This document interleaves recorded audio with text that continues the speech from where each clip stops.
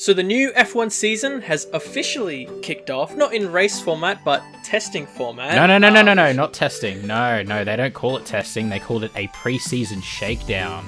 Shakedown, not right? testing. Yes. No, testing's not that. for a week. Yeah, No, they don't. Can't call it testing. The forbidden word. No. So there was the first official for the new generation of cars, 2022. Supposed to happen in 2021, but it was delayed. Finally here. Shakedown, test, running, whatever you want to see. In addition to this testing review roundup that we're doing, for the next test we'll actually be live streaming on our YouTube channel on the 10th of March for the Thursday test. Loved you to come in, drop your comments, have a chat with us about what's going on. Jump on if you're there. We'll be putting it out on social media as well. So yep, it's I don't know what time it is for anyone else, but it's 5 p.m. Australian Eastern Standard Time. I think it's 6 p.m. Australian Eastern Daylight Savings Time. So yep. We'll just be doing the first session. We'll see how we go, see what the reception's like, and we might do a bit more over those 3 days. But yeah, it should be fun. I'm looking forward to it. So. It was an interesting test, I think, from the perspective of normally, especially when I think back to the start of the previous regulations in 2014, testing there, they had a lot more days back then, but still the running, especially early on, was very low. There was a lot of kind of mechanical gremlins issues, as you would expect, because that was more of an engine change, but still going into this change, there's still a lot of changes that you would say, okay, compared to previous testing, you expect numbers to be down. And for the most part, numbers are actually quite high. We kind of arrived at day one, and everyone got out there. And basically, majority of teams were running as if it was every other day. So yeah, I think I saw a stat for day one in terms of like the total laps. This was even before the day had ended, and it was like triple the laps combined from all the teams, like an hour before the end of the day. Compared to the first day of the 2014 season. It's like, oh, that's pretty good. It's unexpected, especially given, like you said, how new these regulations are and how they're all getting up to speed with it. But I think a lot of that does help with the fact, even though there are engine changes, it's fundamentally the same package in terms of the engines. So, and that's what you would imagine most of the issues would be coming from. So... Which, as we found out, was the case, among other things. Yes, as we went on a bit further, yes. And I guess initially from the team's perspective, if the engines and the packaging from that side, reliability side, let's say, you have something off with your aero, well, that's not going to cause you to have a big failure, unless, yes, you could say a wing will break off or something, right? Outside of the extreme, you have a bit of a leak in an engine or something, you're testing electrical issue, but you have a bit of a flappy wing, let's keep running, test it out, right? So from the team's perspective, hey, if the engines are still working as well as they have been, even with some slight changes, they're going to be pumping out laps as much as it could. And in terms of who we saw at the top of laps, I'm not going to go into times because we've always said that going to times are cursed, and if you don't know why, then, go, I don't know. I was going to say something in Intop. No, so times in testing are not representative in any capacity. So yeah, you can't look into it. There's, people are doing, or drivers and teams are doing completely different runs on different tires. The fuel loads are different. Freaking Alpine didn't even use their DRS most of the test.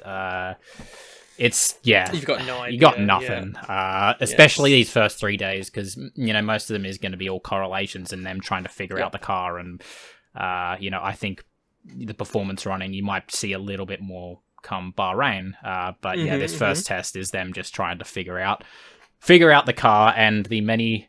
Or I say many problems, but there's one big problem that's been coming with it. Recently.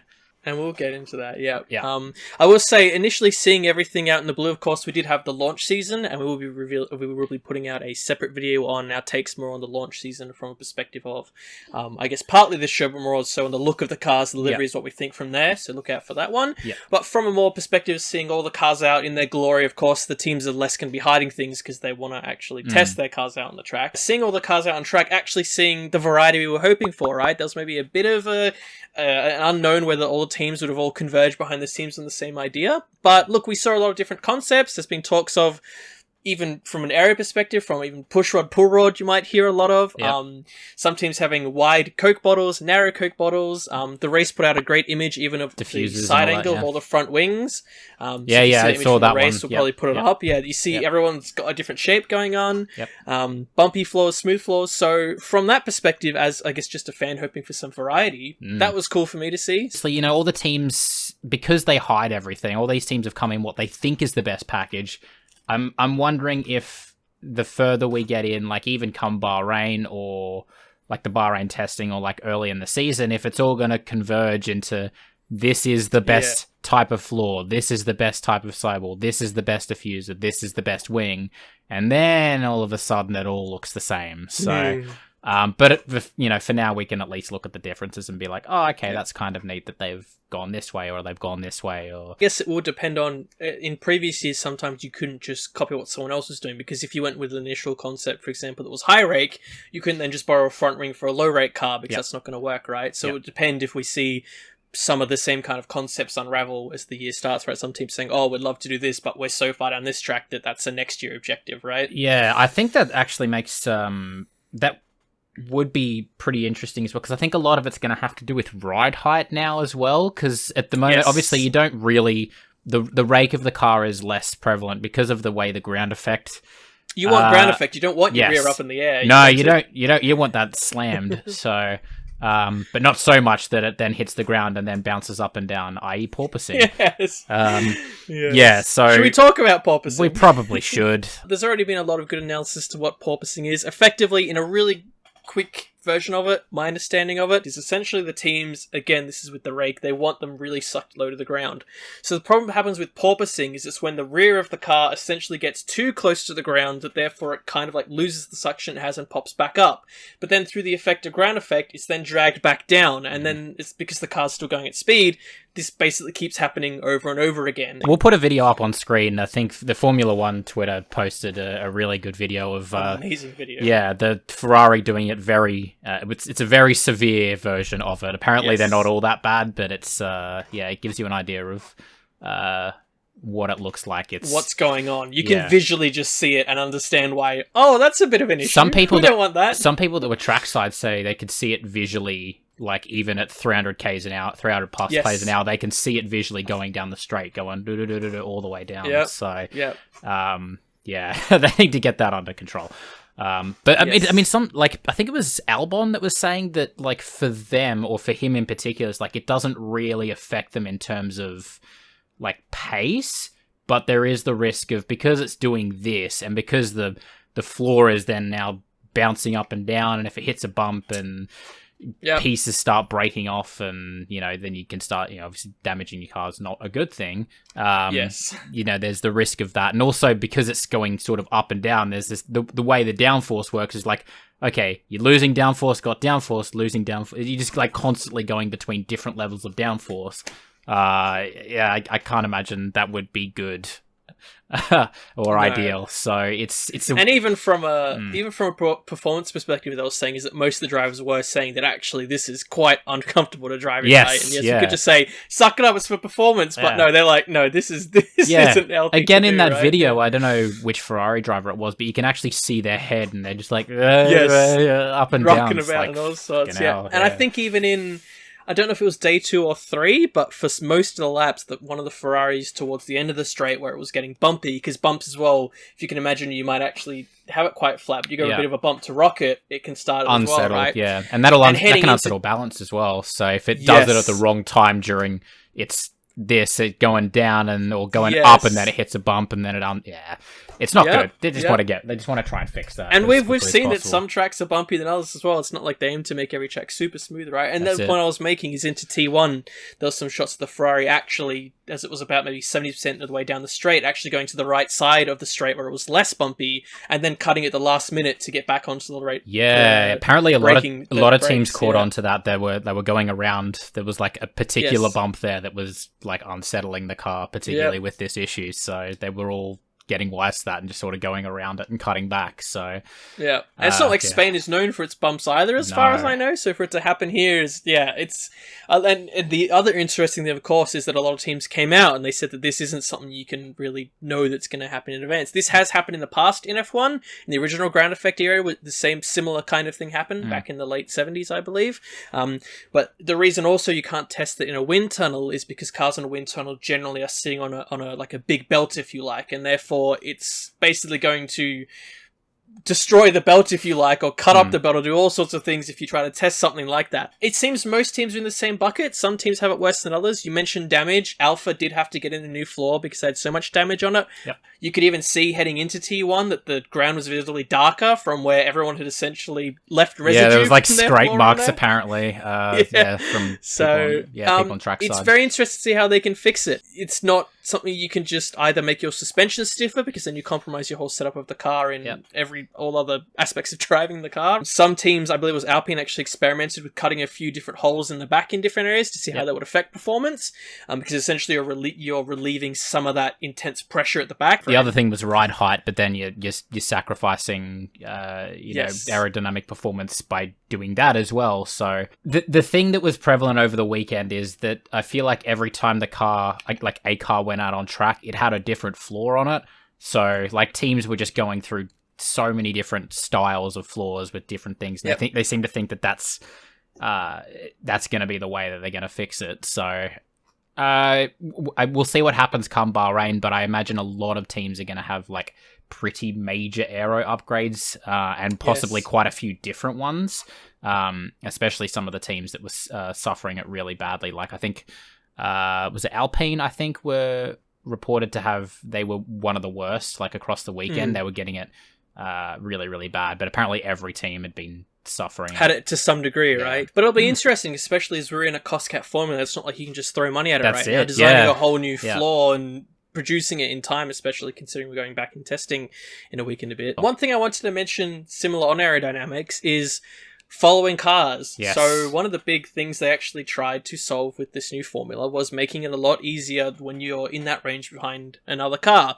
Previously, when you were going around, say, high to mid-speed corners, drivers would often report their group would just go out the window, so therefore they couldn't follow behind, or so much heat and wake would come off that their car would overheat, so they were forced to fall back, or their tires would heat up. And the general sense from a lot of drivers who specifically went out, tested with a few other drivers to just feel it out, said that in general this feels a lot better. I don't remember the specific distances. There's effectively 3 different distances of following. There's one where you're about 2 to 5 seconds behind, where you'd often see in qualifying had there be these massive gaps because you still felt that aerodynamic wake. And they're saying from that period, it's quite a lot better. You feel it a lot less than you used to. They're saying from the period from, let's say, 2 to 1 seconds, it's actually about the same as last year. Or worse. Or worse. Yeah, I remember, undecided, yes, but definitely not better, right? So they are saying from that perspective. But then they're saying as they get even closer, it actually then gets better again. So, but they're saying there is some concern that actually if they fixed it too well, then overtaking could actually be way too easy, right? So they're saying there might be a bit of a challenge now where you have to choose when you want to get close, but more so if you're in that 2 to 5 second window, it might not be that bad anymore, where previously you actually had to even pull out of that if you weren't going to overtake because it was just hurting you too much. There's also reports from the drivers that they think the slipstream effect isn't as powerful though. There was one driver that said while they think following in general, like through corners, is easier, and all the other things you said, the actual slipstream effect, like you saw. Let's just take a really exaggerated example, like Brazil when Hamilton was going through, and it's like almost like a slingshot as he's going past. Yes. There's a chance that it might not be quite that severe. I think the DRS will probably assist when, say a car in front doesn't have DRS, a car behind does. I think you might possibly still see that level, given that they can get close enough to actually pull that off. But yeah, the actual rate at which they catch through the slipstream doesn't seem to be quite as much. So that could offset the problems they have of making it too easy to overtake. Hopefully, again, we won't know until they actually start racing properly. So yeah, I guess adding to that as well, I'll quickly go on to Pirelli. The teams were saying they're cautiously optimistic with the changes. The teams specifically went through a bit of a test where they did a few laps where they kind of roughed up the tires a bit and then went through a cool down phase and went back to the rough up period. Yep. The reason for that is in the past they've often said that once you go through a period of pushing and then cool it down, you basically can't go back to that period because the surface of the tire, essentially you've scrubbed it and it's gone through a heat cycle. Yep. And after that it can't really go through another one. So a lot of the teams that tested it actually said that it seemed far better than last year. Cautiously optimistic for now. Yeah. Again, these tires are, I believe they're the 18 inch, yes. Yeah. Specification, and I believe the surface as well, there's a bit more actual contact surface as well. We talk about Pirelli on and off every year. It actually seems like the changes we asked them to make are working for now, from what I hear. They've done, I mean, to be fair, they've done pretty extensive running, granted on the older cars, and they've already done the bigger tires in F2, so they had a lot of data to work with. So. You'd hope that there'd be some positive change. Yeah, so, but yeah, I mean, even talking about the wheels as well, one of the big things that has come with the bigger wheels as well as the added weight, which is another issue that didn't seem to be talked about a lot, but it's something that I think is really interesting. The weight limit obviously has gone up to compensate for the heavier tires and various other things, but a lot of the teams are actually struggling to get it down to the minimum weight. Yes. Which is quite rare. Yes. It's normally they trying to get up to it. Yeah. The weight of the car is actually affecting the aerodynamics quite a bit, apparently. Yeah, drivers are reporting that they can actually feel the extra weight of the wheels under braking. So it's I think a lot of that's probably due to the suspension changes as well, like with how how much more fixed and stiff it is. But yeah, the fact that they can feel that extra weight, they probably want to get rid of as much of that as possible to try and make braking as easy as possible and make it so they can brake as late as possible, because the more weight you have, the longer braking distance you're going to have. So yes, a heavier object isn't going to move as nice as you want it to than a lighter object, is it's science. Yes. It's aerodynamics. But yes, I mean that's something they didn't specify which teams. But yeah, the whatever teams they are referring to, that is something they're gonna need to get sorted on top of all the other stuff that they need to work out as well. They've only got a couple of weeks before, like a week and a half until the Bahrain Test, and then a week from there they go into the first race. So it's not a lot of time to get it all. Get it all sorted. So one of the other things I wanted to mention as well, it's just something I was reading about earlier, is that apparently from trackside, from a lot of the reporters trackside, they were saying that aerodynamically, the actual a lot of the cars in the high speed corners, they can actually take more speed through it because of the way the ground effect works. Apparently it's in like a prime position to actually give you that traction through the high speed corners. But apparently they are dog shit in the low speed corners at the moment. They're just really, really sluggish. Yeah, I guess because you have no downforce because they're going so slow. The ground effect's not doing anything, and then they have to try and they're just getting understeer. If you haven't got that seal, then you've got nothing, and they've taken so much air off the top of the cars. Yep, that's it. So they're just getting like loads of understeer.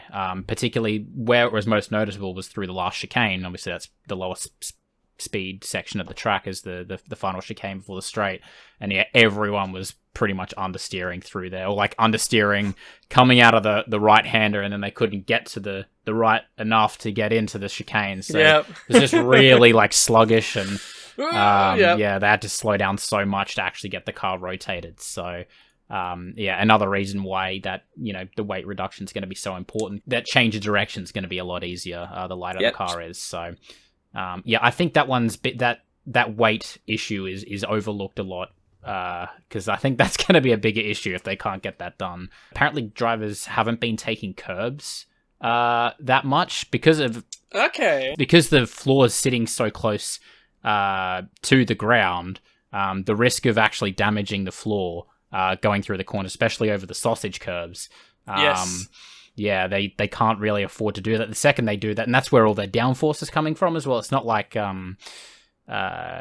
previous years where if they shred a bit of their floor, they might still be okay. We've seen chunks out of some cars and they're okay, but this time you lose a chunk. It's like taking a piece of wing off. Yeah, exactly. You lose half your front wing. It's the same thing. Yeah, exactly. So they're they're not throwing it again. The last chicane, apparently they weren't throwing it over the curbs like they normally would, because they would just they would just damage their cars. So and certain tracks, I mean, even if you think of Austria, where there's certain curbs, especially in the last sector, that they often run over by accident, and you see bits fly off. God, imagine how it would be now. There'd be like like first turn exit curb where they got the sausage curb out there. That too, yes. Yeah, that one. Yeah.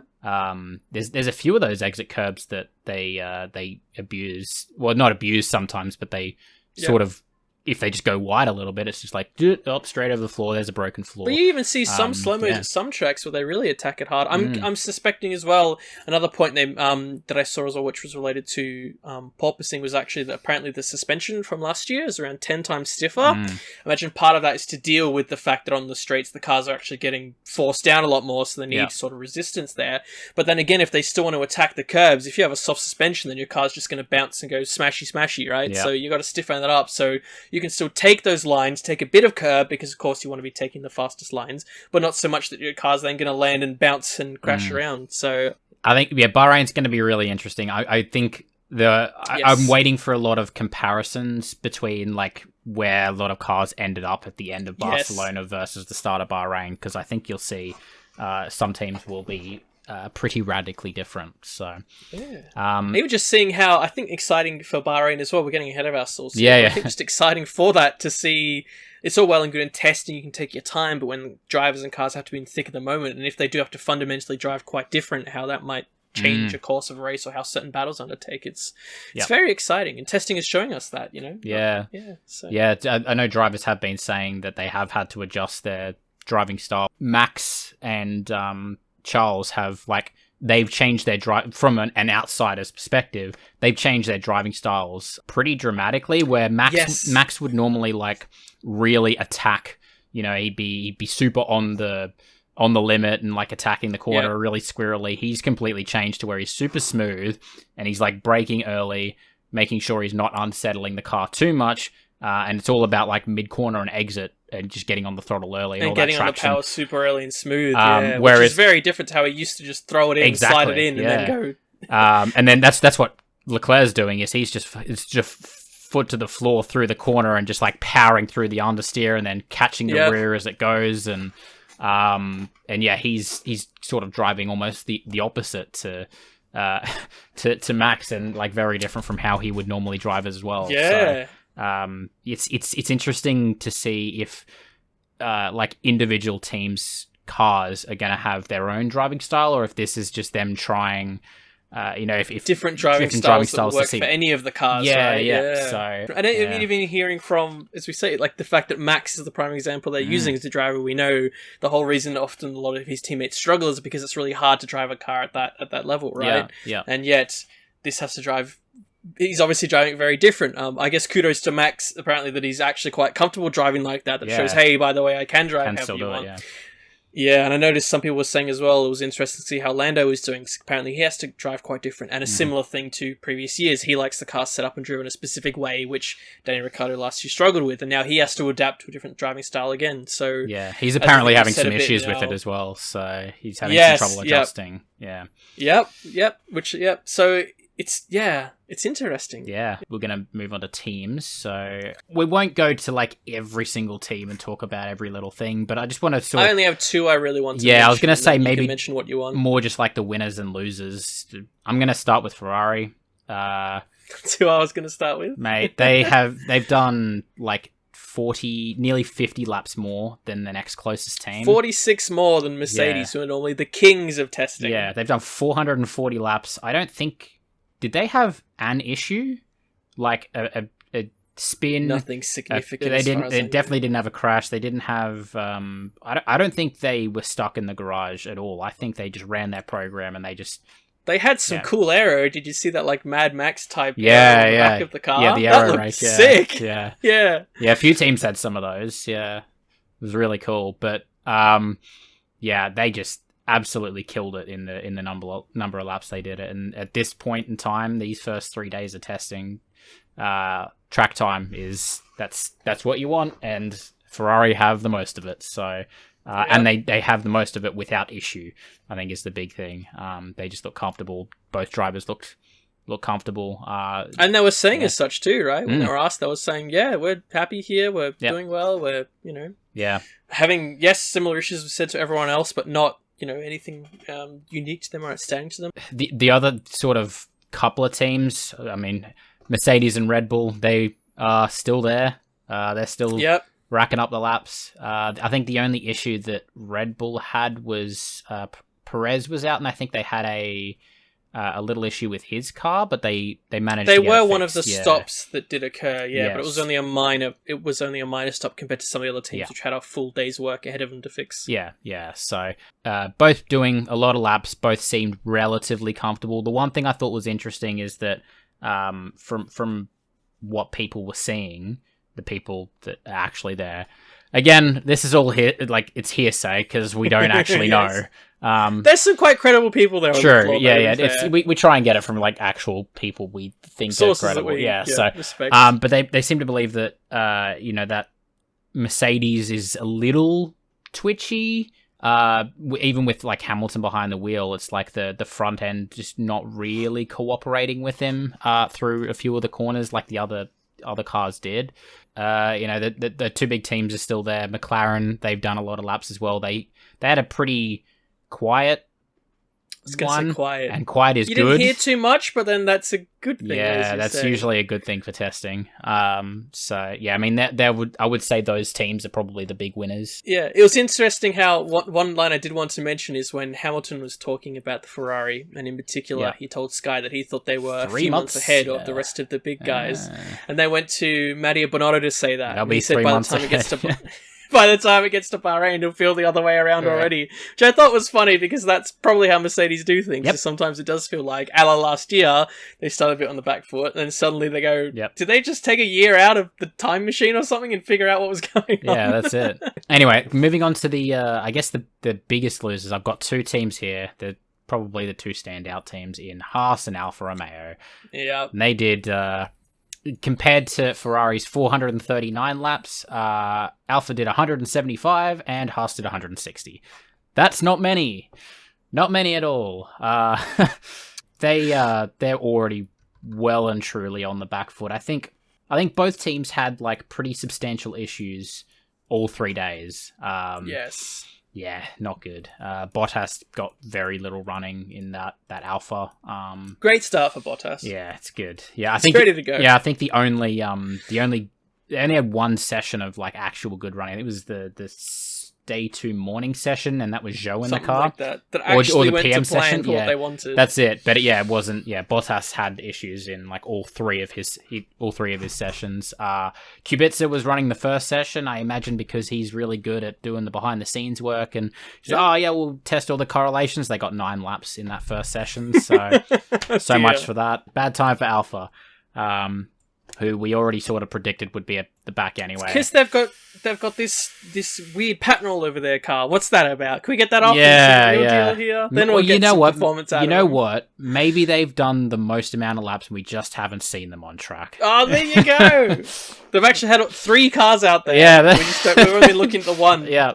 Yeah, they've just made one with a slightly more visible camo, but the other one... Exactly, so everyone focuses on that and goes, look how cool that is. But along with Alpha, Haas, they had a cooling leak day 1. They had substantial floor damage, I imagine due to probably the porpoising. There's a few teams that seemed like anytime they had floor damage, it was due to that.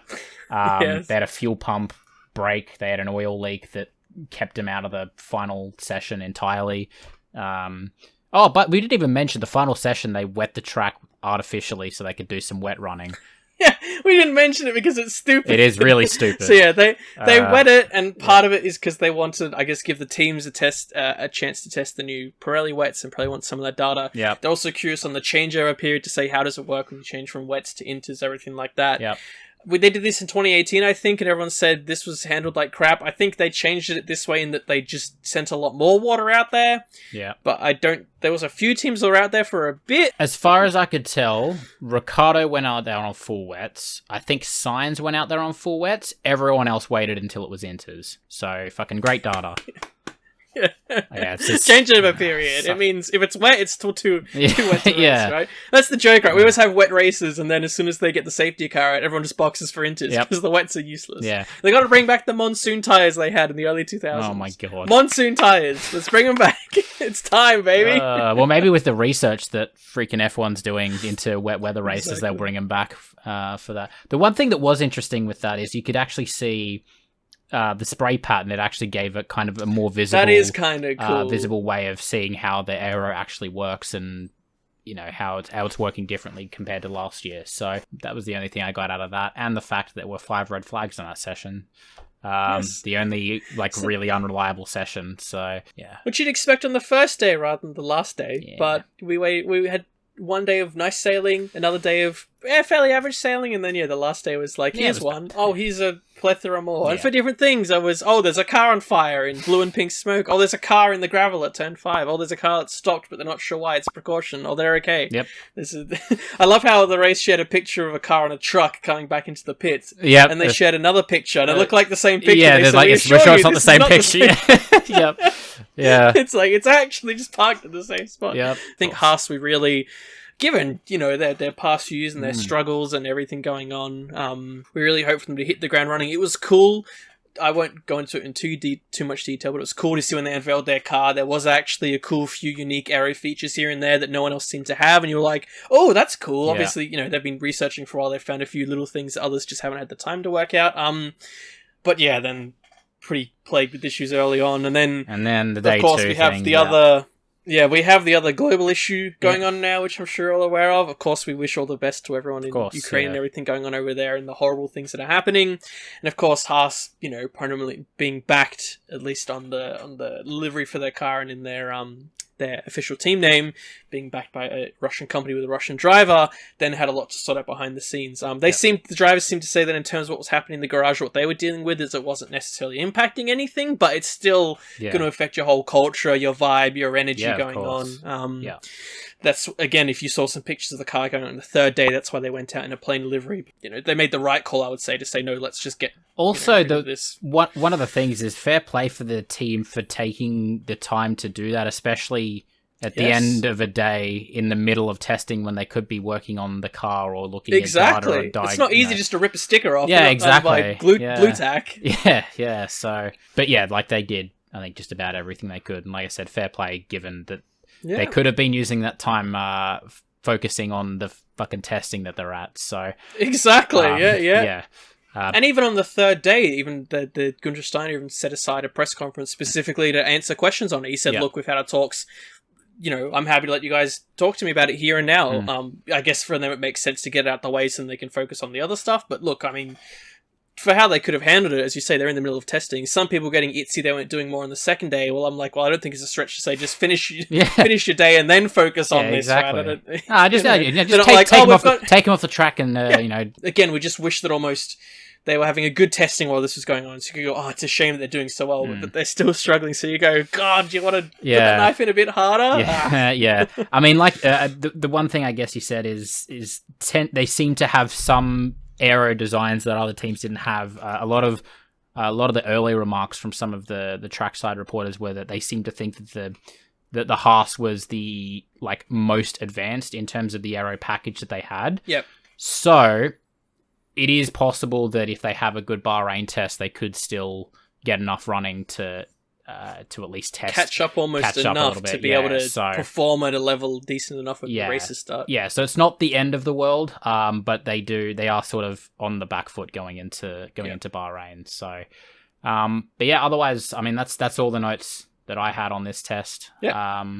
Looking forward to Bahrain. We actually get some footage and we get some live timing, so that'll be good to actually get something a bit more visual rather than just looking at some text for fucking 8 hours a day. Well, yeah. So that has been our roundup. We will be covering, the season as a whole from this point onward. We will be, as we said at the start of this video, doing a live stream on the 10th of March for the first session. They're live, so come in and have a chat to us, ask any questions, or even anything you want us to cover in that live stream or cover in our roundup of the second test. Chuck them in the comments below or on our social media, or if you have a way to reach out to us any other way, send them over. We'll be happy to answer them. Thanks for watching, guys. Bye-bye. Catch ya!